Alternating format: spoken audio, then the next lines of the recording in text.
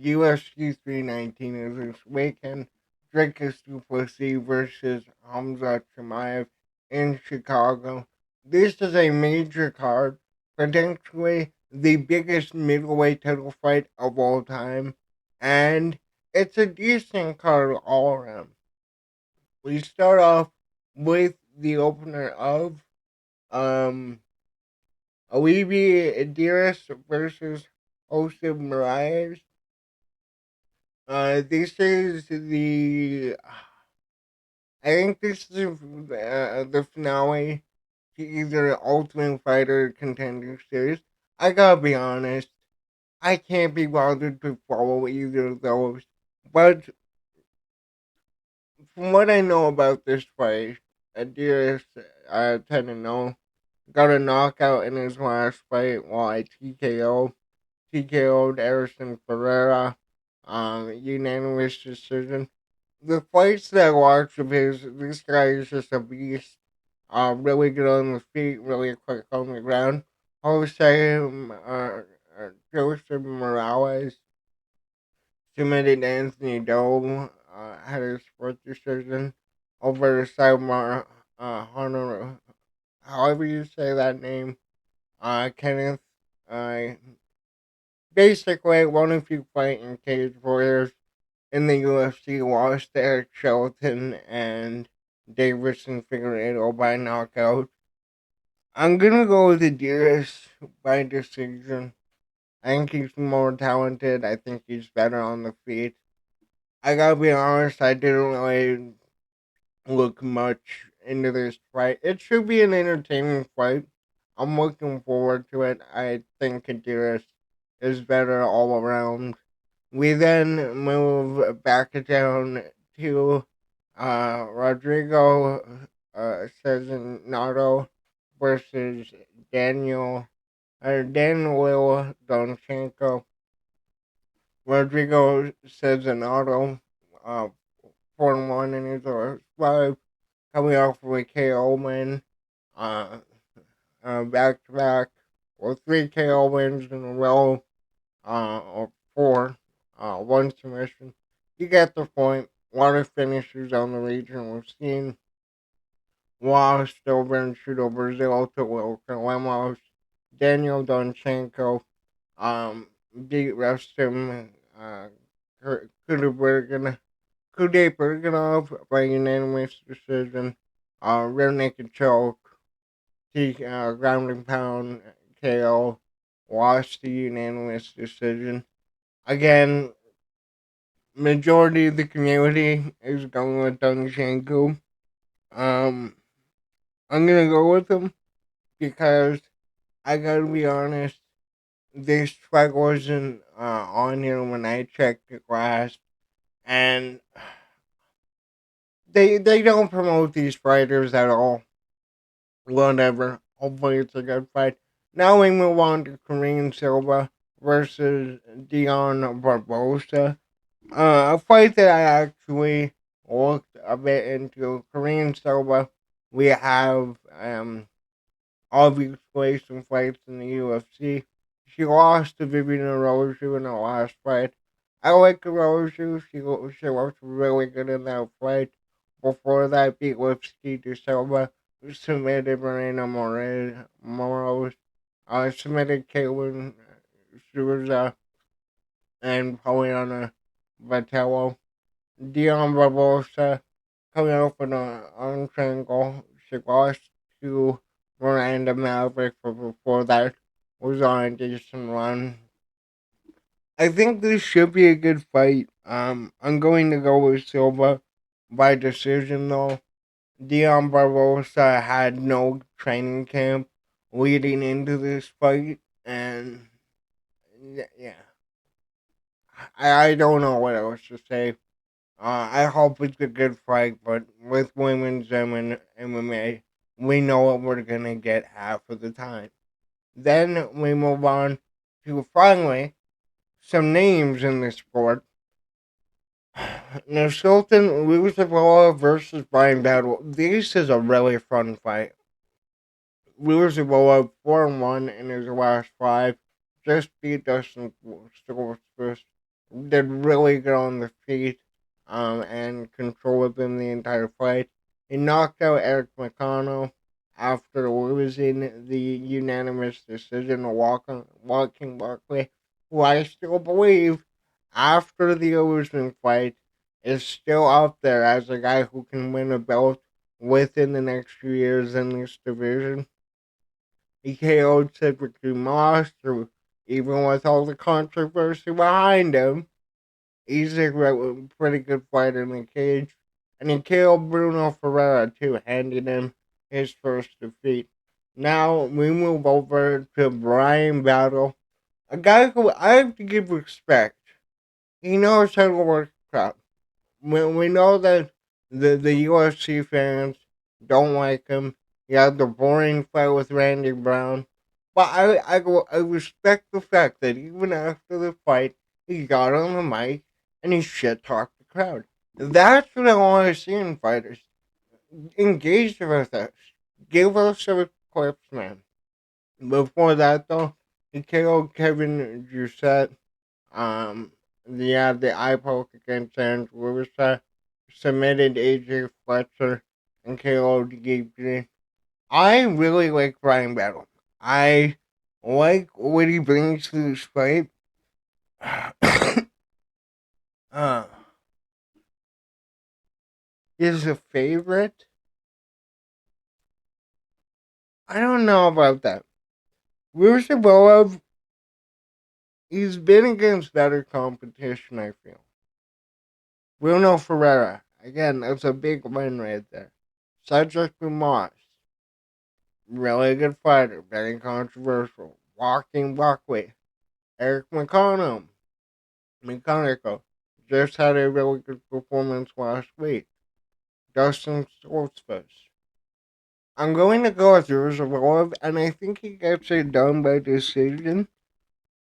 I think he's really underrated. I really do. I think he's a really well-rounded fighter. He has power in his hands. I can see him finishing Brian Battle. I think it should be a fun war. I really do think this should be a good fight. I don't think it'll be the same as the Randy Brown fight, in which I honestly thought Randy Brown won that fight.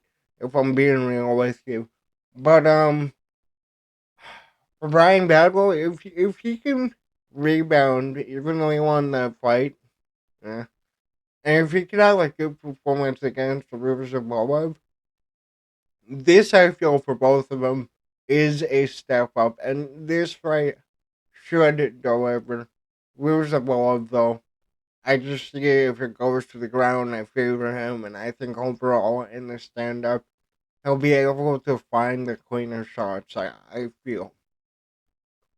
We then move on, if the website will let me, to Edson Barboza versus Jakar Close. Man, Edson Barboza. 39 years old. Edson Barboza, man, in his prime. This dude was an animal. I don't need to tell you, every fight, man. This guy was a walking highlight reel in his peak. And I really think that he should be able to beat Jakar Close. I really do.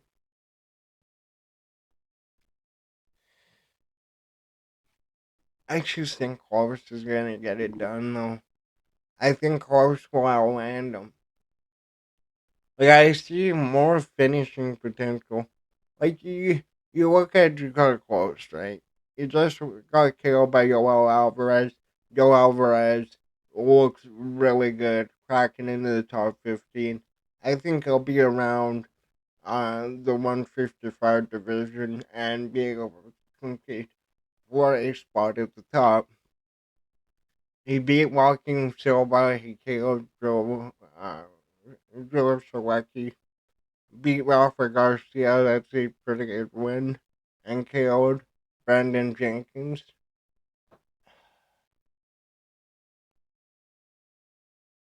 Close is more consistent,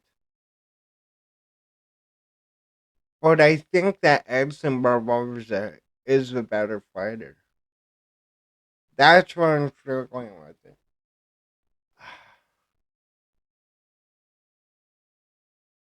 Barboza is not the same, but I think am I gonna go against what I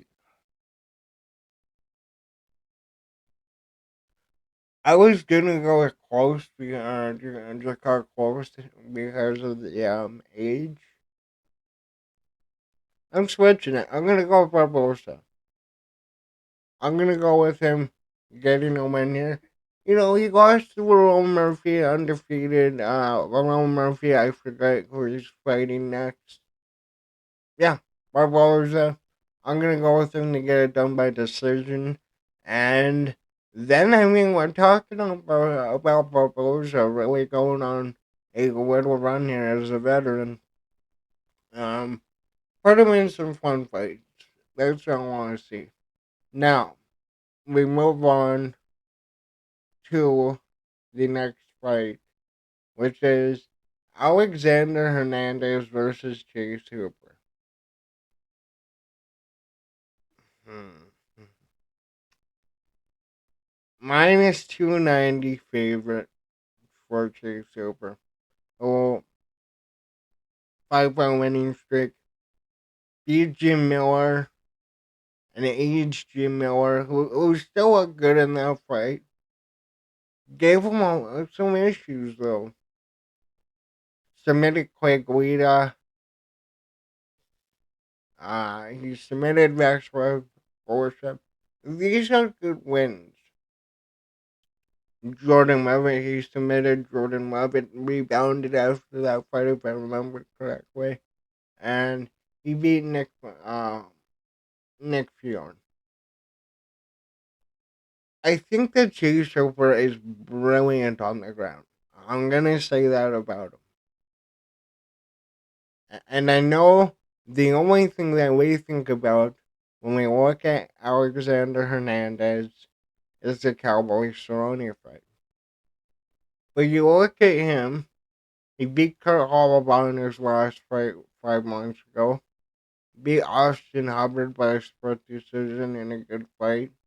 Lost to Damon Jackson. Lost to Bill Algeo. Beat Jim Miller. What Alexander Hernandez does really good is he's really good at range. And he moves well.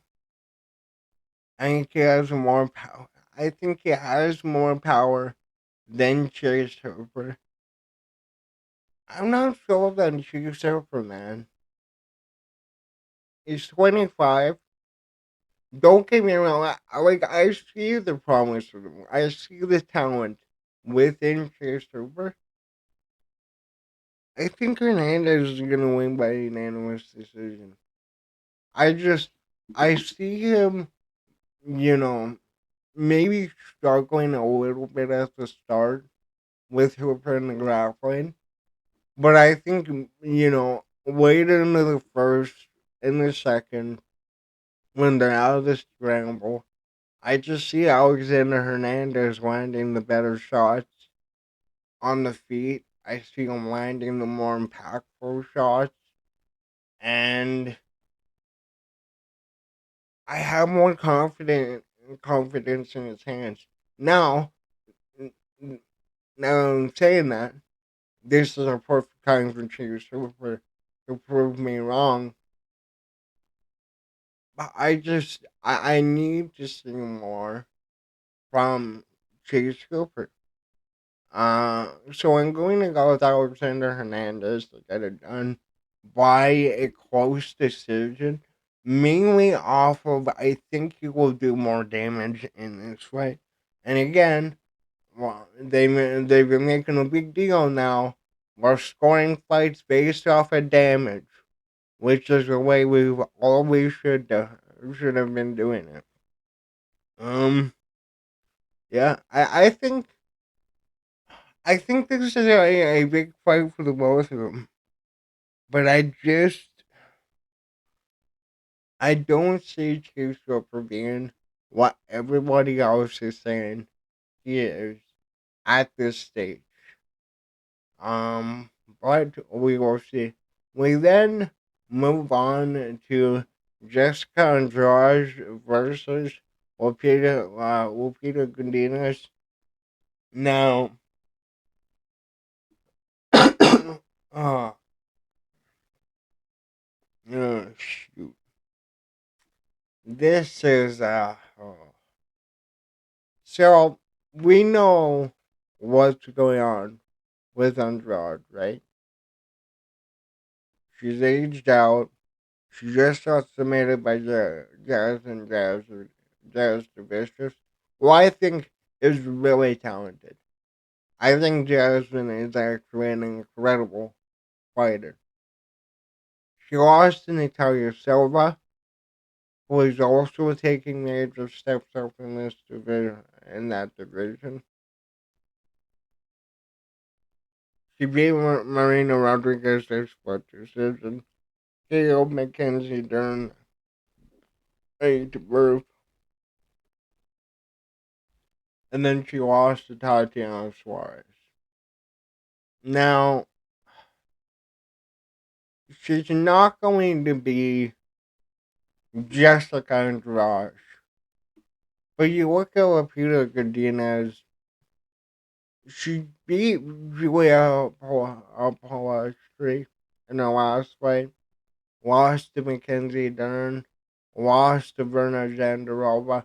Verna Jandarova is really good. She beat Tabitha Ritchie, beat Elise Reed. Do I really see?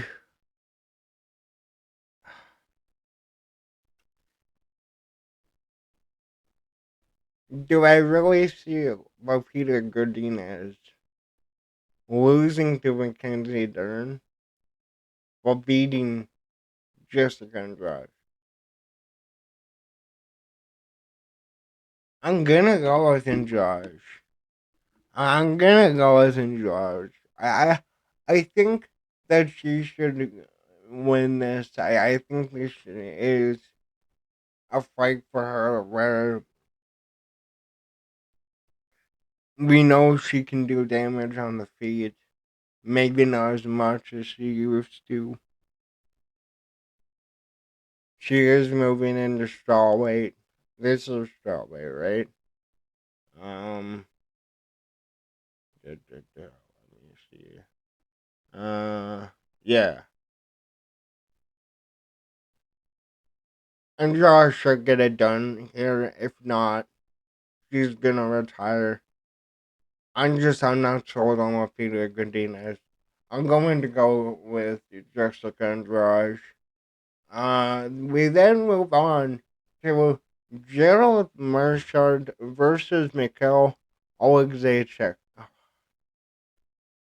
Gerald Marchard, man, I watched Guru's breakdown last night, and I know that Guru was a big fan of Gerald Marchard, and Marchard in his prime was absolutely a fun fighter, and he is a crafty vet. He does, especially in that Renier de Ritter fight, he can provide a lot of problems.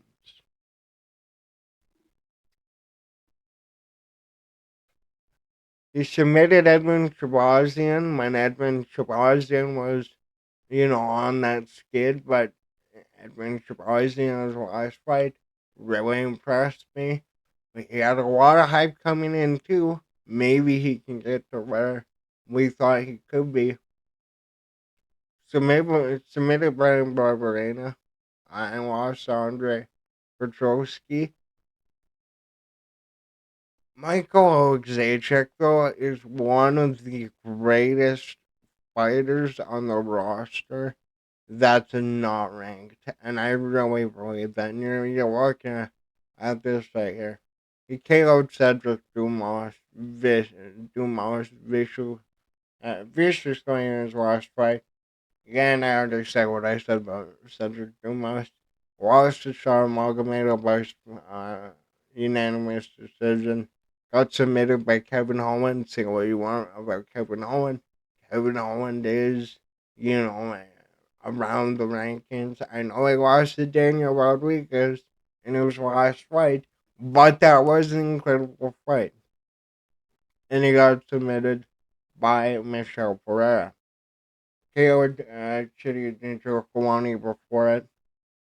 I truly think that Michael Alexejczyk, especially now that he's fighting, while he's training with the fighting nerds, I really think he presents a whole lot of issues. He should get this done by finish. I'm gonna give Joe Mershart his round. I was swapping between no, flip flopping between first round TKO, second round TKO. What I really think will happen in this fight is that Mershard, exactly what he did in the René de Ritter fight, he's going to show a glimpse of, ooh, he still has something in the tank. And then I feel like my caller, Zaychek, is just going to come in, land a few jabs, and then we're going to see a vicious combination, big shot, highlight knockout. And I hope that Michael Zaychek can rebound and go into a massive win streak. Because I truly believe, man, this guy is one of the best fighters on the roster. At least to watch. Oh yeah. We then move on to the main fight of the prelims: Bobby Green versus Diego Ferreira. I'm not. I'm not fucking calling him King. No, Bobby Green. He got. He got. He got smoked by Mauricio Rafi in his last fight with that spinning heel kick. Again, we just talked about Alexejczyk joining that team. The fighting nerds are on a completely different level. He got submitted by Patty Pinkboy.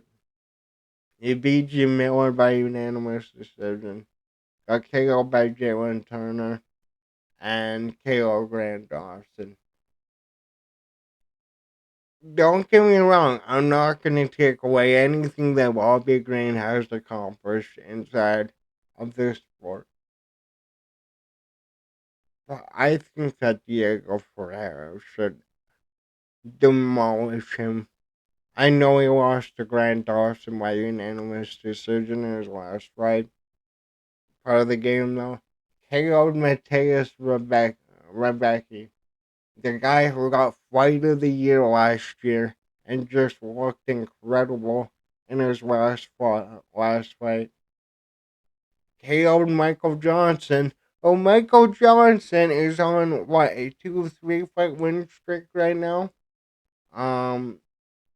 Got KO'd by Gamrot. You know, ranked at number 6. Gamrot. I think. I'm not trying to diss Gamrot here.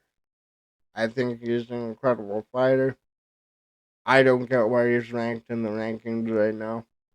And he got KO'd by Gregor Gillespie. Um, Diego Ferreira is really good though. Um, 40 years old. Both of these guys, veterans of the sport. I think that Diego Ferreira is going to start him. You know, the big thing that I put into that is when you look at a fight, you're looking at who they beat and what their opponents have gone on to do since. A big part of it is this Michael Johnson win, 100%. And I just think he has the power, he has the speed, he has better technique than Bobby Green. I expect him to get it done second round TKO. Could honestly see him getting it done in the first. But who knows? Maybe I eat my words and King Green is coming out here for his title run at 41 or however old he is. We then move on to Team Elliott versus Kai Asakura. Now, well, you guys know my opinion on the road to UFC fighters, and I don't even know if Kai Asakura really counts as a road to UFC fighter.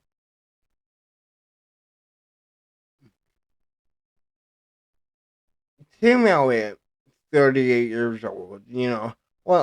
Let's just bring up the old record for Tim Elliott, just for better context here, right? Um, Submitted Sumaderji his last fight, first round, really good win. Got submitted by Muhammad Makayev in 2023. Makayev, by the way, is still absolutely demolishing the fight game. Really don't get why they got rid of him. Victor Altamirano beat Tigir Umbekov. Really good win right there. Jordan Espinoza. But he's been around since 2016, man. He was the guy that won the season 24 of Ultimate Fighter and fought Demetrius Johnson. Now, at 38 years old, I don't expect him to be the same fighter he was when he fought Demetrius Johnson. But I really do think he can give Kai Sakura a lot of issues. But at the same time, I'm hating on Kai Sakura.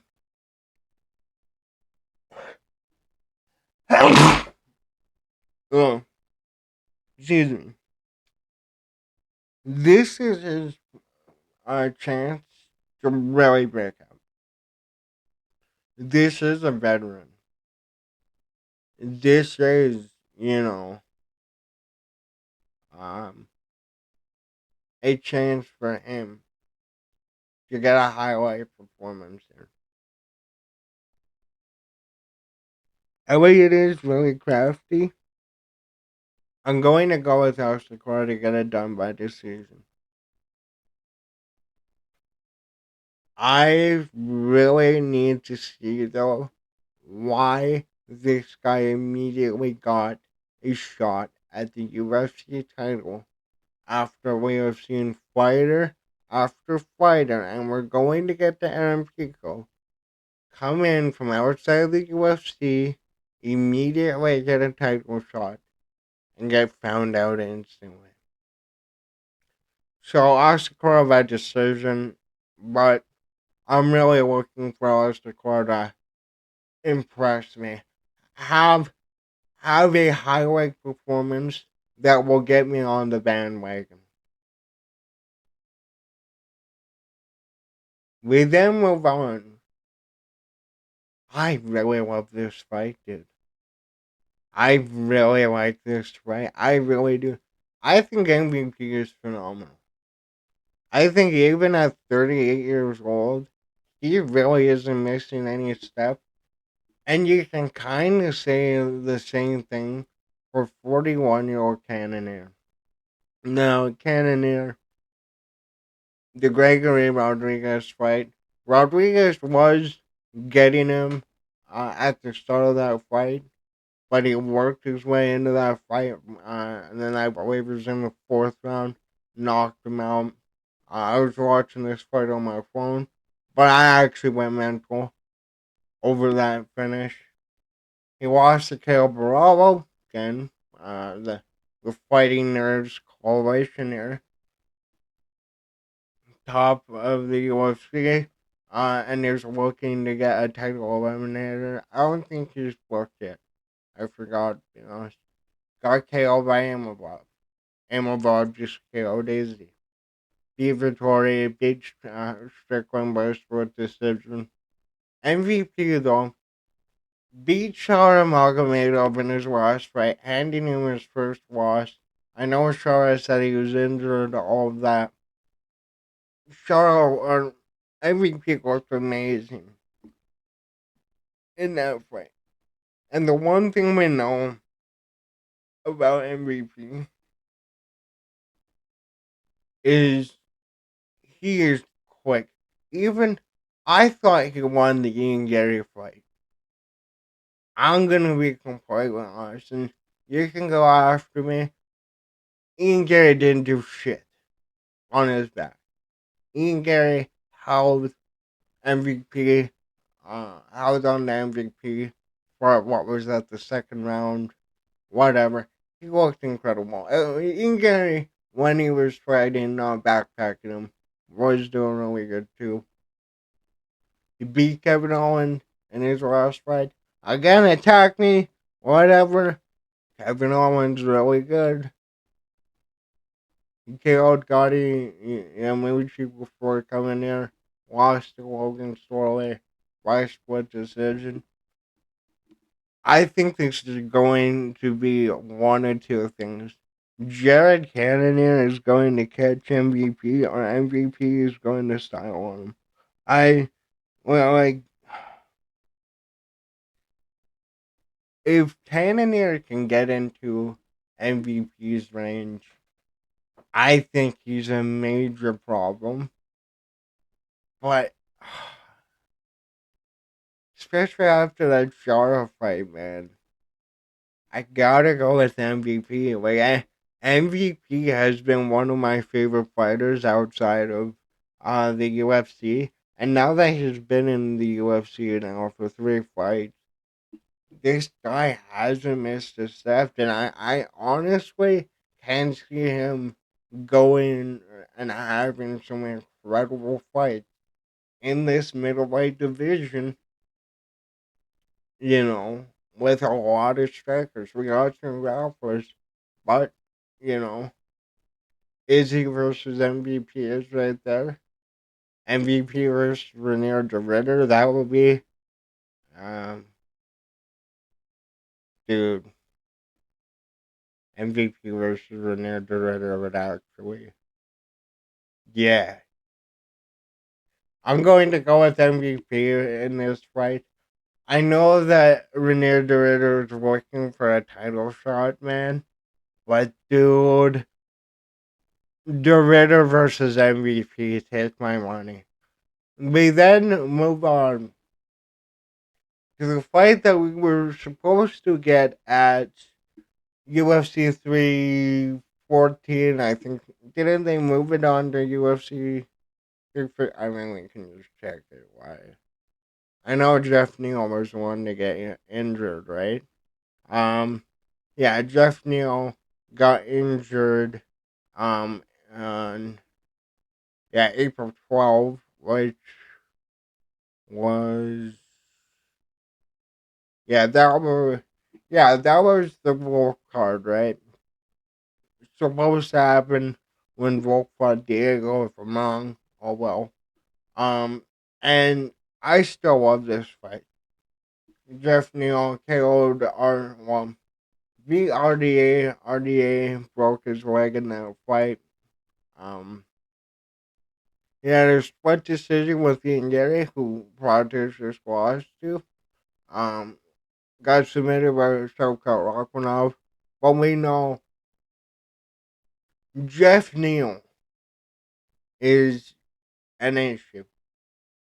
Jeff Neal, I've never really thought was ever going to crack into the top of this division.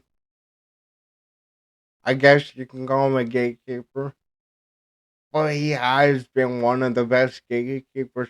He's been right there with Neil Magny in this division for A litmus test for a lot of guys like 178 Caleb Vicente Luque beat Ponzinibbio. I believe around the time Ponzinibbio was on a decent run. And then with Carlos Cortez, the number one thing you're going to talk about is the fight with Ian Gary, where Ian Gary took it on short notice, and Ian Gary styled on him majority of the fight. He did have success in the later rounds, and I expect him to look better in this fight. He moving from Jeff Neal to Ian Gary, it's a completely different opponent. Neal is a powerhouse, but I believe Carlos Cortez will outbox him. I believe the kicks to the body will be big for Carlos Cortez. And I feel like as far as figuring out where Carlos Cortez is in this division, again, you look at the rankings 16-10. If he takes out Jeff Neal in this fight, I think he immediately steps in that conversation of a guy who you're going to have to either deal with making your way up, or if you're a guy who's been around, the title for some time, like Usman, this is a guy that you are going to have to face. But Cortez versus Edwards too would be phenomenal. I'm going to go with Carlos Cortez to get it done. I'm going to go with a decision. Again, Jeff Neal is really tough, really powerful. The thing I want to see from Carlos Cortez in this fight is is he really as technical? Can he be as technical as he's been against a top 10 welterweight? Again, this division is the best division in the UFC by a long shot. Well, you got 140, 145 is a bit iffy now. You got 155, 170, 185. These are the big divisions. But we go down to featherweight. Whoa. We move on to Jerome Murphy versus the long-awaited debut of Aaron Pico. Now, Aaron Pico is really good. Now, and we've been signing a lot of these Bellator guys. I sang a lot of praise for Patchy Mix going into the Mario Batista fight. And I really do think that in Mix's next fight, he will look much better. The same way that Patricio Pitbull looked phenomenal in the Ige fight. He TKO'd Henry Corrales. He TKO'd Pedro Cabello. Beat James Gonzalez. Lost to Jerry Kennedy due to a shoulder injury. And KO'd Adley Edwards. You look at Jerome Murphy, he had a dog shit fight against Josh Emmett, but he outlanded him. He did way better than Emmett. Um, Still a good win to have on your record. That card was absolute garbage, though. Oh my god. Danny Gay, he beat by unanimous decision. Danny Gay. I believe Danny Gay is a top fight for absolutely anyone in the division. Patricio Pitbull. He beat Edson Barboza. Again, another.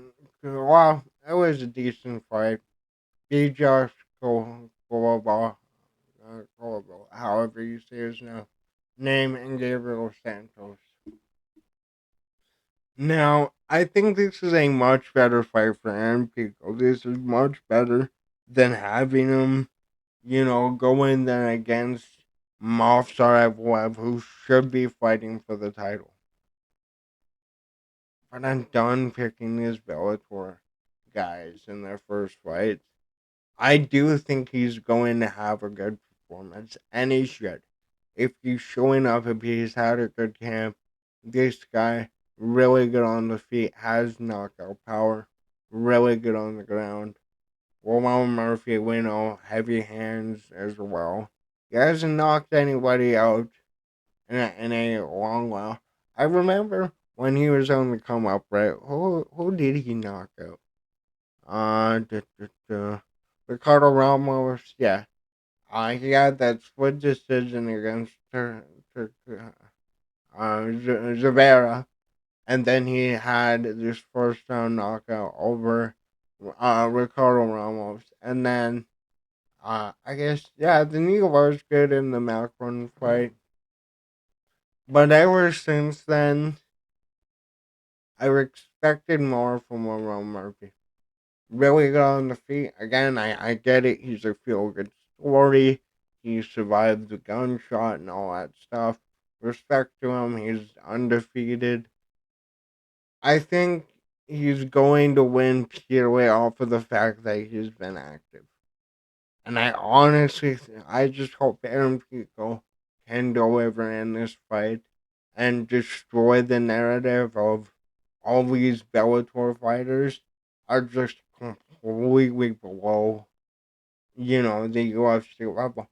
And a part of that is we're bringing in all of these other guys like Kyle Sakura, like you know, Pitbull, Mix.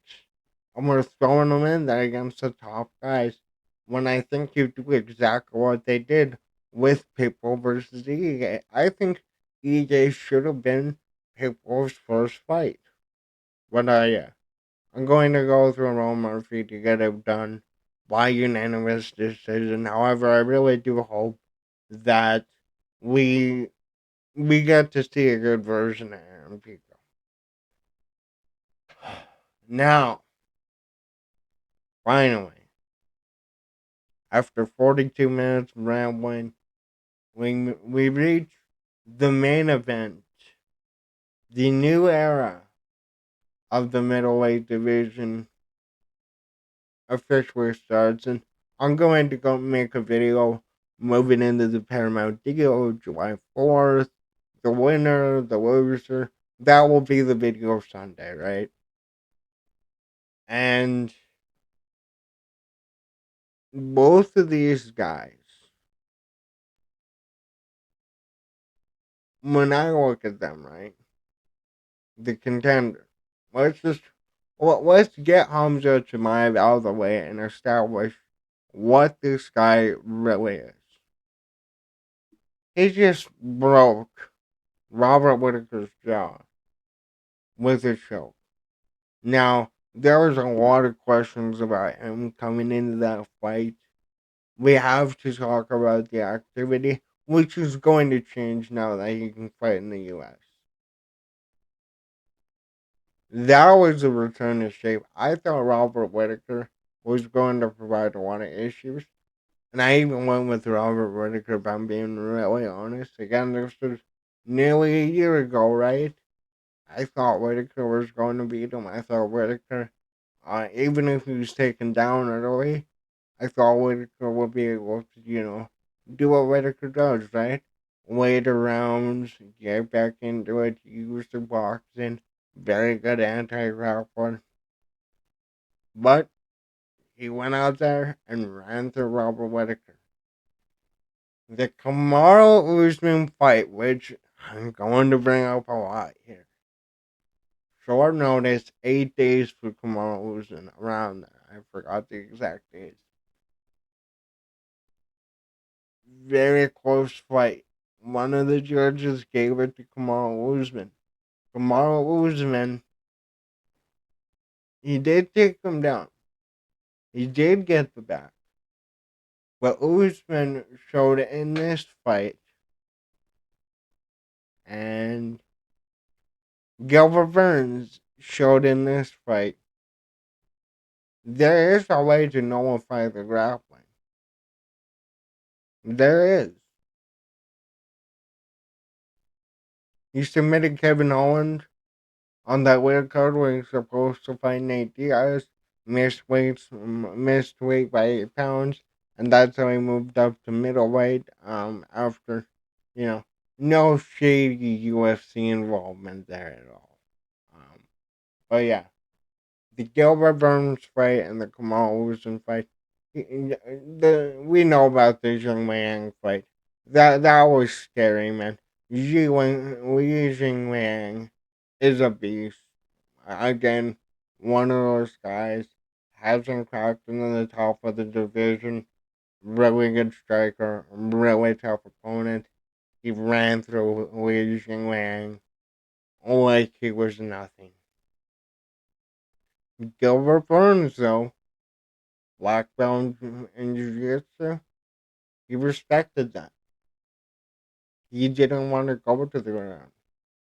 He struck with Gilbert Burns, and he won.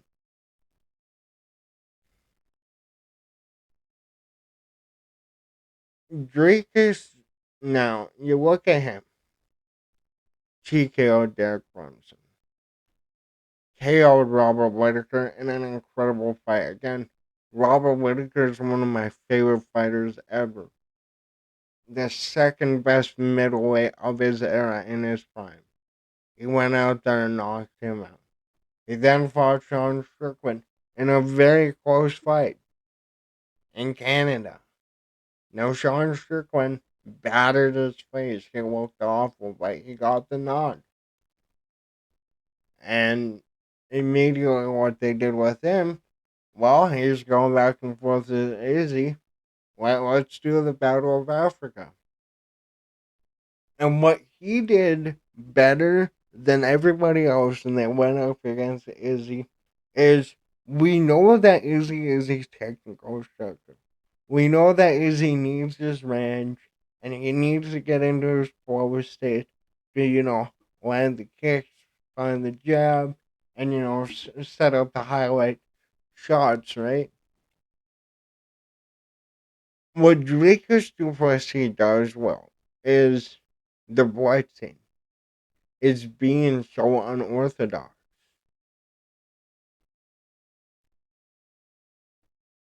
And another thing too, internet man. Oh, look at how much taller Khamzat Chimeav is, man. Khamzat Chimeav is towering over DDP. It's a 1 inch height difference.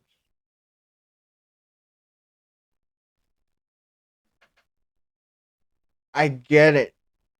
I'm talking about Khamzat Chimeav here. And part of it is the physicality, right?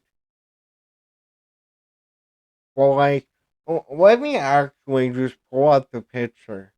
Again, completely sidetracked here. DDP, Tom, Asta. I want to pull out this picture for reference. I should be able to find it, right? This is a bad image, right? Is there a better one?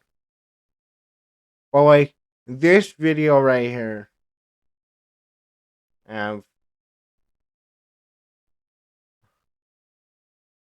I'm not signing into Facebook. You know.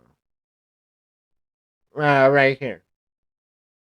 Well, like this video, right?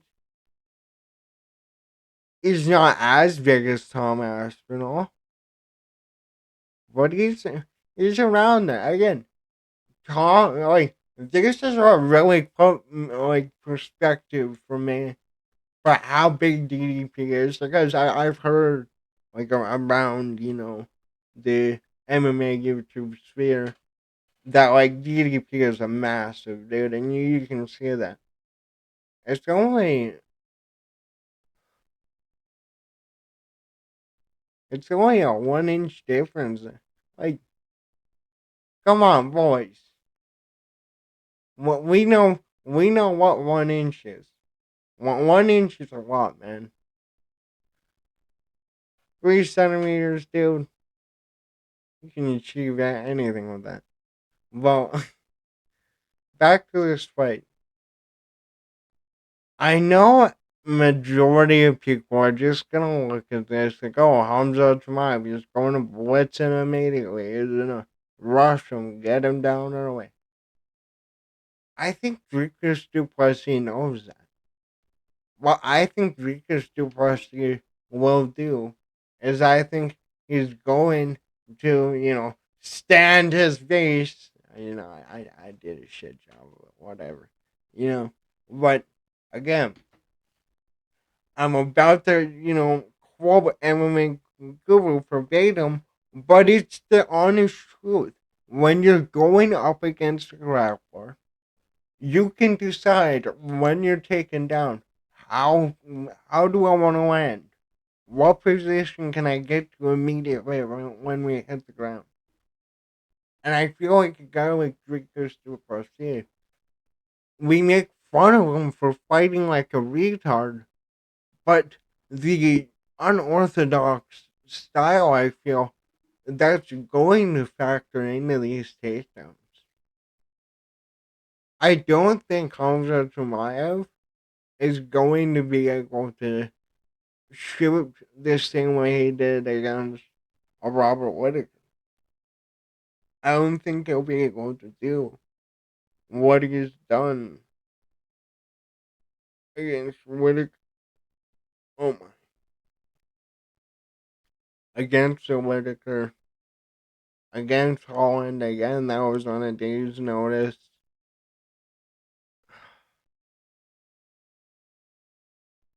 Usman has around the same build. And again,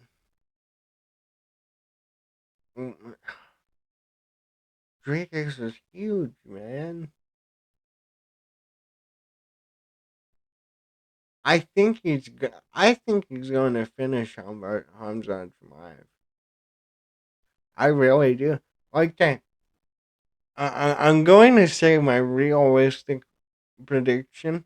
But like, I've had this thought for like the last 2 days that like, all right, Khamzat Chimeav bolts in, pushes Dricus to Plessis, tries getting the takedown. If Dricus gets back against the fence, dude, again, I feel like those clinch breaks, especially in the Izzy fight, that's where the opportunities for Duplessis occur.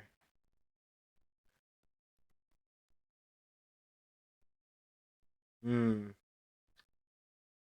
I think that Hamza Chimeav, we do not know how he will fare in a 5 round fight. I feel like the first round is going to be an onslaught of Chimeav trying to get him down, probably gets him down.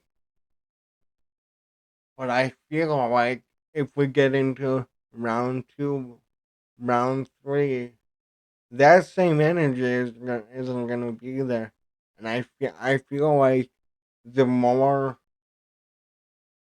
the more doubt that DDP puts in Hamza's mind, the more the chaotic blitzing can catch. I really feel like we can see something where Hamza Chimeav goes in on like I don't know a double leg, misses it, and we just start to see DDP swing hooks, catching against the fence, knee to the body, elbows, DDP with the finish. But the more realistic one would be DDP, maybe rounds 2, 4, and 5. But that's how I see it, man. I think this is DDP's division. I really do. Like, I really didn't believe in DDP until that Izzy fight. I know that Imavov just knocked out Izzy, but we've never seen a guy go in there and really not give a shit about, the technical side of their opponent and really just make it awkward for them and make them second guess their approach. DDP remains champ. He will be champion. Um, could I see DDP fighting at the end of the year? Probably not. Fuck no. If I was DDP, you wait for that Paramount deal, man. You make your money. But that's what I got. Let me know in the comments down below. What do you think about my predictions? What are your predictions? And how do you see this main event going?